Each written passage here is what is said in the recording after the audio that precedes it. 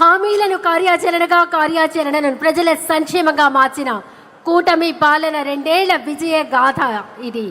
తర్వాత చిత్తూరు పార్లమెంట్ సభ్యులు శ్రీ దగ్గుమల్ల ప్రసాదరావు గారిని మాట్లాడవలసిందిగా సవినయంగా కోరుతున్నాం.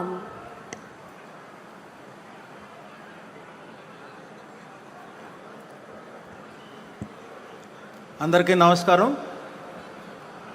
గౌరవనీయులైన ముఖ్యమంత్రి శ్రీ నారా చంద్రబాబు నాయుడు గారు, గౌరవనీయులైన డిప్యూటీ సీఎం శ్రీ పవన్ కళ్యాణ్ గారు, మాధవ్ గారు, గౌరవనీయులైన విద్యాశాఖ మంత్రి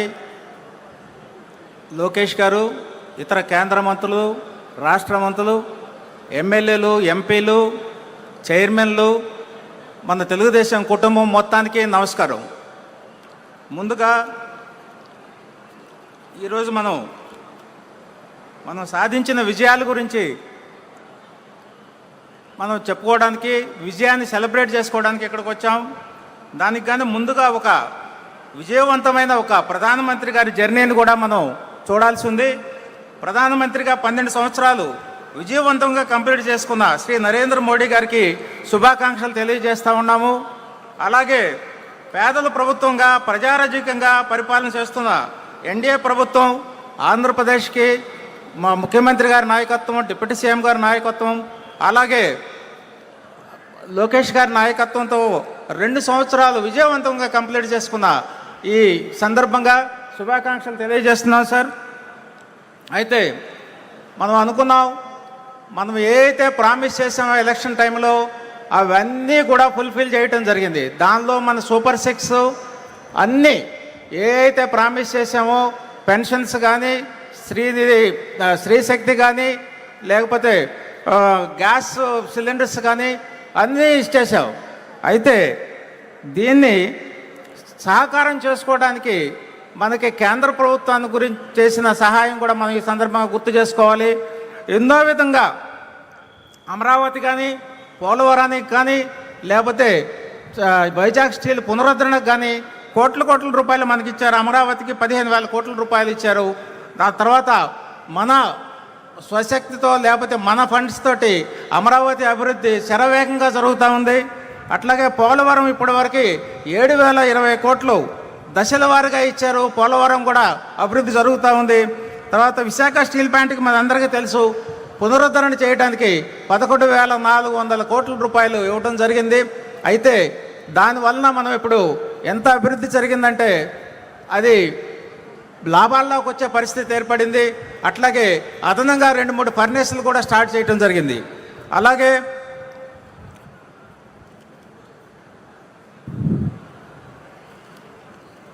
కేంద్ర ప్రభుత్వం నుంచి ఇతర స్కీముల్లో వచ్చిన అన్ని స్కీమ్స్ కూడా చూసుకుంటే మనం 15,803 కోట్ల మొదటి దశ పెట్టుబడితో ఏఎంసీఐ యుద్ధ విమానాల తయారీ కేంద్రం మనం యువతకు ఉపాధినిస్తూ ఆంధ్రప్రదేశ్ని అంతర్జాతీయ రక్షణ రంగంగా వేదికగా నిలుపుతుంది. అట్లాగే కేంద్ర ప్రభుత్వ చారిత్రక సహకారంతో విశాఖపట్నంలో 1.35 లక్షల కోట్లతో ఏర్పాటు కానున్న గూగుల్ గ్లోబల్ ఏఐ డేటా సెంటర్కి అత్యాధునిక సాంకేతిక రంగాల్లో 1,00,000కు పైగా యువతకు ఉన్నత స్థాయి ఉద్యోగాలు కల్పించుతుంది. అలాగే కేంద్ర సహకారంతో రామాయపట్నం వద్ద బీపీసీఎల్ ఏర్పాటు చేయనున్న 95,000 కోట్ల భారీ రిఫైనరీ ప్రాజెక్ట్ ఆంధ్రప్రదేశ్ పారిశ్రామికకి వేలాదిగా ఉద్యోగాల అవకాశాల కల్పనలో ఒక చారిత్రాత్మకమైన మైలురాయి కానుంది. అనకాపల్లి జిల్లా పూడిమడక వద్ద 1.85 లక్షల కోట్లతో ప్రధాని మోడీ శంకుస్థాపన చేసిన ఎన్టీపీసీ ప్రాజెక్టు 25,000 మందికి ఉపాధి కల్పించే దేశంలోని అతిపెద్ద గ్రీన్ హైడ్రోజన్ హబ్గా మారుంది. ఈ విధంగా అన్ని స్కీముల్లో నరేగాలో కానీ, ఎంప్లాయ్మెంట్ క్రియేషన్లో కానీ, తర్వాత ఆర్థిక వ్యవస్థ బలపరచడంలో కానీ కేంద్ర ప్రభుత్వ సహకారాన్ని ఈ సందర్భంగా గుర్తు చేసుకుంటున్నాం. తర్వాత కృతజ్ఞత తెలియజేస్తున్నాం. సో ఈ సందర్భంగా ఇంత మహాసభలో ఇన్ని అభివృద్ధి కార్యక్రమాలు జరుగుతుంటే నాకైతే విజ్ఞప్తి చేయాలనిపిస్తుంది. ఈ అభివృద్ధిని, ఈ సంక్షేమాన్ని, ఈ గొప్ప పరిపాలనని మనం ప్రజల్లోకి తీసుకెళ్తున్నామా అని మనం కానీ ప్రశ్నించుకుంటే నాకు ఎందుకో కొంత తక్కువ అనిపిస్తుంది. ఎందుకంటే విమర్శలకు ఎక్కువ మనం పడిపోతున్నాం. వాటిని గ్రామ స్థాయిలో, మండల స్థాయిలో, జిల్లా స్థాయిలో, తర్వాత రాష్ట్ర స్థాయిలో కూడా మనం ఎదుర్కోవాల్సిన అవసరం ఉంది. ఆ ఎదుర్కొనేది ఏంటంటే మనం చేసిన అభివృద్ధి చెప్పటమే. మనం చేసిన అభివృద్ధిని ఎంత ప్రాచుర్యంలోకి తీసుకొస్తే విమర్శలు అంత తగ్గుతాయి. కాబట్టి మీ అందరికీ ఒక విజ్ఞప్తి, మా అభివృద్ధిని మొత్తాన్ని కూడా ప్రచారంలోకి గ్రామ స్థాయి నుంచి రాష్ట్రం వరకు కూడా అందరూ బాధ్యతగా తీసుకొని దీన్ని తీసుకొస్తే విమర్శలు తగ్గుతాయని నా ఉద్దేశం. సో ఈ అవకాశం ఇచ్చిన మన ముఖ్యమంత్రి గవర్నర్ ముఖ్యమంత్రి గారికి అలాగే ఎన్డీఏ ప్రభుత్వానికి మరి ఒకసారి కృతజ్ఞత తెలియజేస్తున్నాను.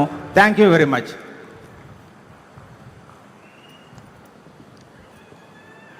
ధన్యవాదాలండి.